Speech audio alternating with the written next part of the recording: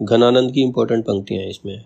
लाज नी लपेटी चिति वनी भेद भाई भरी, लसती ललित लोल चख तिरछानी में। छवि को सदन गोरो भाल बदन रुचिर, रस निचुरत मिठी मृदु मुस्कानी में।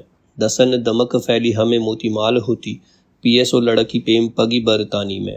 आनंद की निधि जगमगती छबीली बाल, अंगनी अनंग रंग ढूरी मूरी जानी में। अभी पंक्तियां हैं, इनकी व्याख्या है।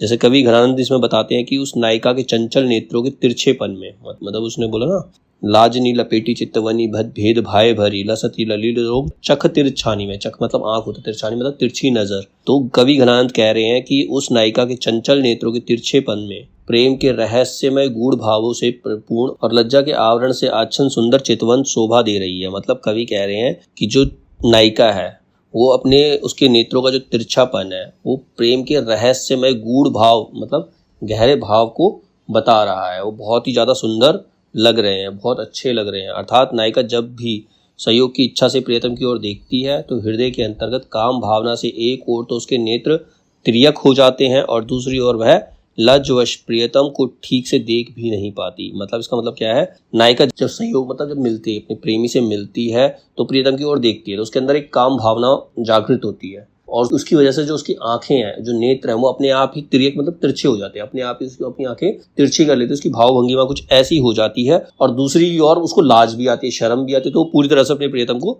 देख भी नहीं पाती है। उसका गौर वर्णी मुख शोभा का घर है। गौर वर्णी मतलब उसका गोरा मुख जो है वो बहुत सुंदर लग रहा है। उसका मस्तक सुंदर है, उसकी मधुर मुस्कान से रस टपक पड़ता है। जब वो मुस्कुराती है तो ऐसा लगता है उसके होठों से रस टपक रहा है। अर्थात उसकी मंद मंद मीठी मुस्कान प्रेम रस से लबालब भरी हुई है और ऐसा लगता है कि जैसे उससे रस छलक रहा हो।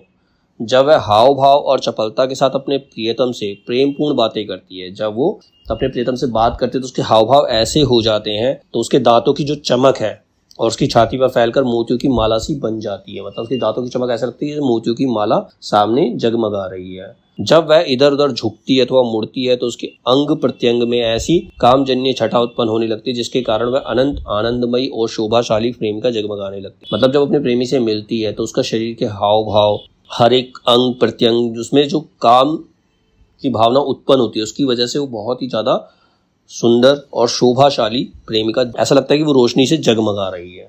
उसके हाव भाव देख करके ऐसा प्रतीत होता है। तो अभिप्राय यह है कि अपने अंगों को मस्ती से संचालित करने या मोड़ने में उसका शरीर जिन कामोदिन चेष्टाओं से भर उठता है वह हृदय में आनंदातिरेक को जन्म देने वाली होती है। मतलब जब वो अपने प्रेमी से मिलती है उसके शरीर में जो भी कामजन्य भाव उत्पन्न होते हैं तो उसको देख करके वो प्रेमी को आनंद की प्राप्ति होती है। ठीक।